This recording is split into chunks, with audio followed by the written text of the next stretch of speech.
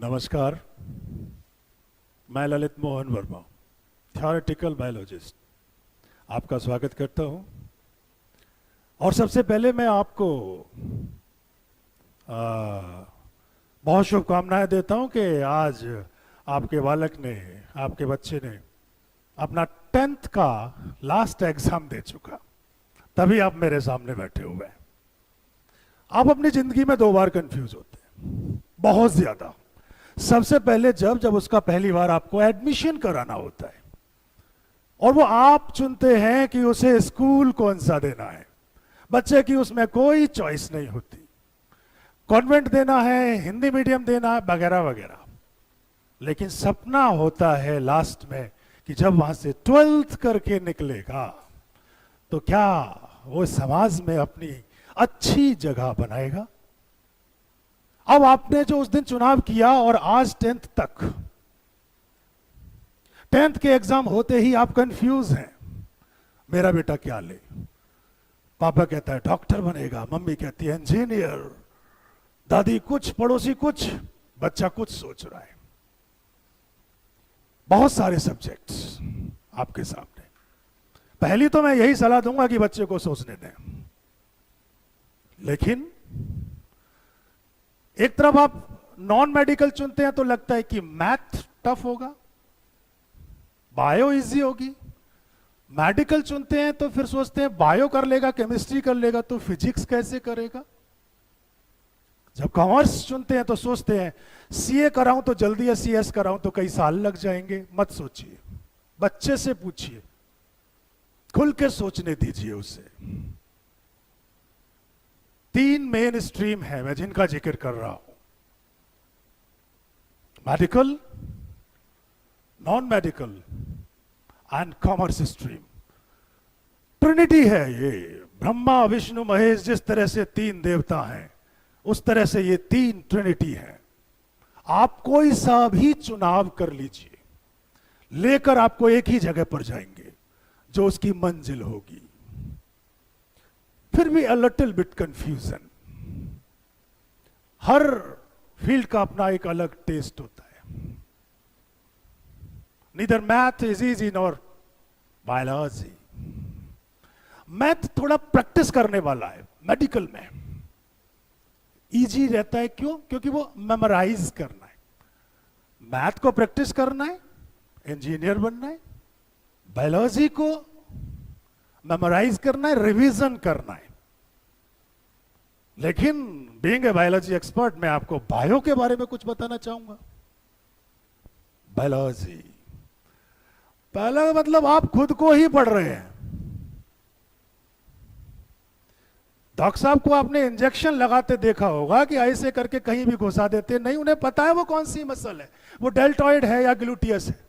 वो अपने मन में एक स्क्वायर बनाते हैं या एक सर्कल बनाते हैं, उसका एक अपर हिस्से पे इंजेक्शन लगाते हैं, नहीं तो गलत जगह लग जाएगा। बायोलॉजी, एक एग्जांपल देता हूं बायोलॉजी क्यों काम आती है, कंफ्यूज भी करती है। शैम्पू का एक ऐड बन रहा था, एक बहुत बड़ी कंपनी शैम्पू का ऐड बना रही थी। भाई इंजीनियर चाहिए और केमिकल इंजीनियर चाहिए, फिजिक्स भी चाहिए, डिब्बियां बनेंगी फिजिक्स से, ऐड बनेगा, केमिकल उसमें डाला जाएगा। अब जब ये तैयार कर रहे थे, बड़ा सुंदर सा ऐड तैयार किया, लंबे घराले घुंघराले बाल वगैरह वगैरह। वहीं पे एक भाई साहब बैठे थे टीम में, उन्होंने पूछ लिया कि आप एक बात बताओ, इतना अच्छा ऐड बना रहे हो, आप सारे फिजिक्स केमिस्ट्री के यहां पे लगे हुए हो, आपने भिखारी देखा होगा। भिखारी ना तो कभी नाता ना शैम्पू लगाता, ना बालों में साबुन लगाता, लेकिन उसके बाल कभी उड़ते ही नहीं। हमने कभी गंजा भिखारी नहीं देखा।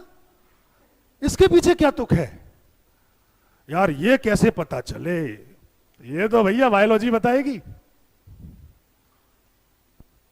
बायो का मतलब आपके अपने अंदर चलने वाले हर ऑर्गन सिस्टम की जानकारी, आपके दिल का धड़कना, आपका चलना। अब इंजीनियर से पूछ लीजिए आप।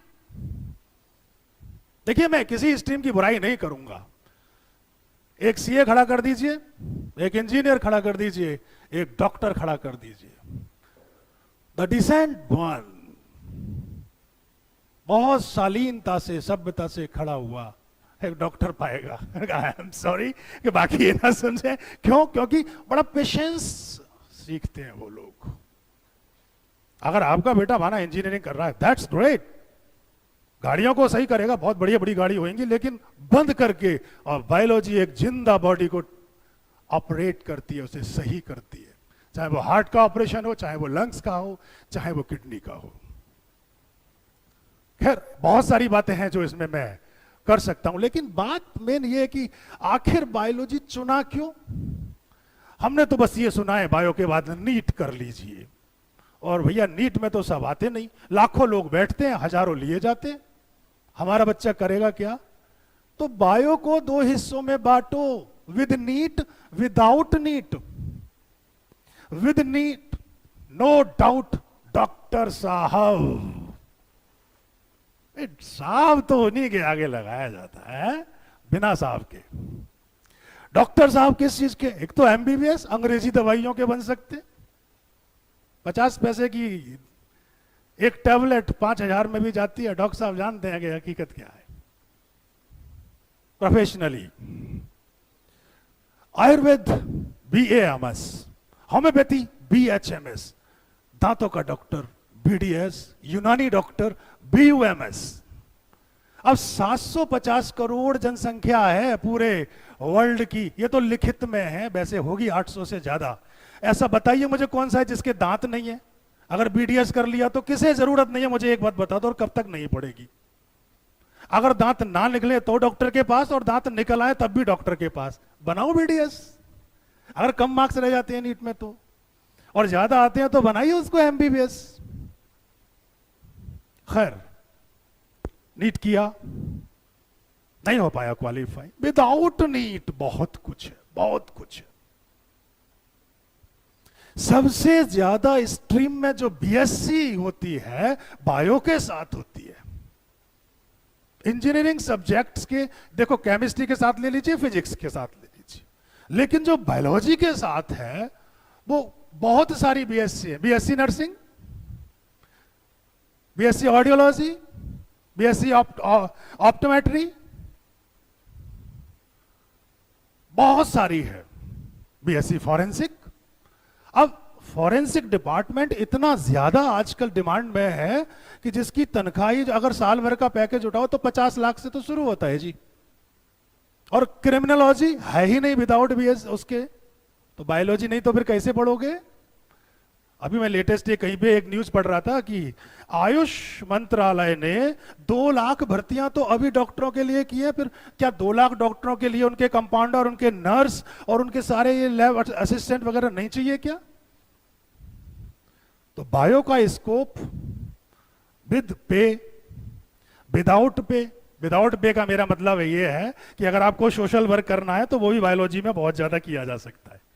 ठीक है, किसी को प्यार से कह के हाँ साहब क्या करना है, ठीक है। अगर आप कि भाई हासिल क्या होगा, रुपया कितना मिलेगा, क्लिनिकल रिसर्च कर लीजिए, 92 लाख पर एनम का पैकेज है क्लिनिकल रिसर्च में। एक शहर बता दीजिए जहां पे बहुत सारे पैथोलैब ना हो, और एक गली बता दीजिए जहां पे बंदा बीमार ना पड़ता हो।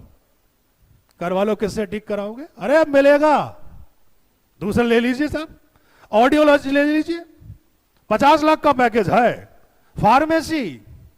फार्मेसी जिसने कर लिया, अब बताओ गली के नुक्कड़ पे ही एक उसकी दुकान होगी केमिस्ट की। जितनी भी दुकानें हैं ना केमिस्ट की, वो सारे फार्मेसी करके बैठे हैं, वो इंजीनियर नहीं है।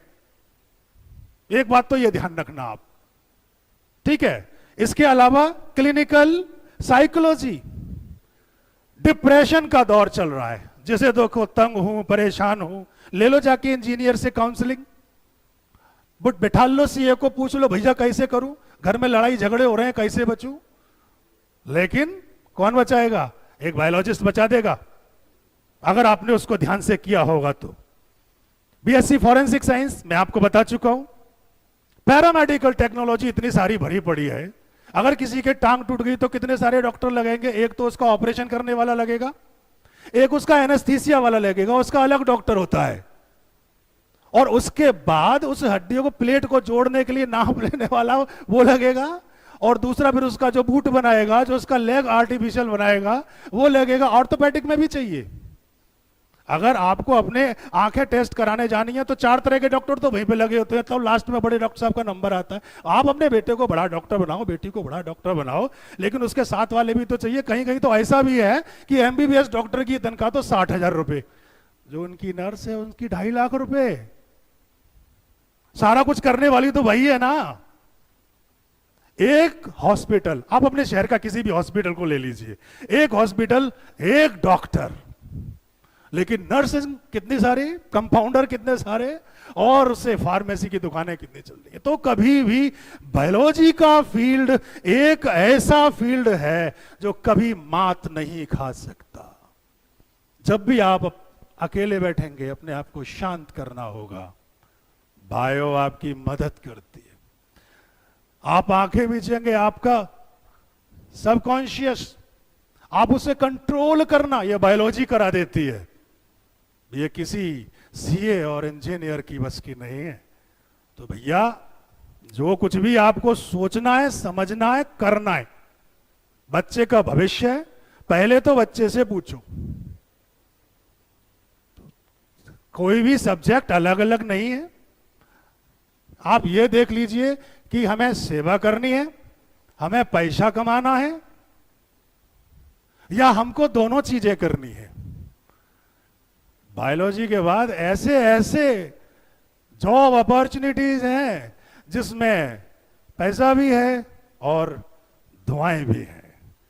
जो भी चुनो, बेस्ट चुनो, बच्चे से पूछ कर चुनो, उसका इंटरेस्ट पूछो।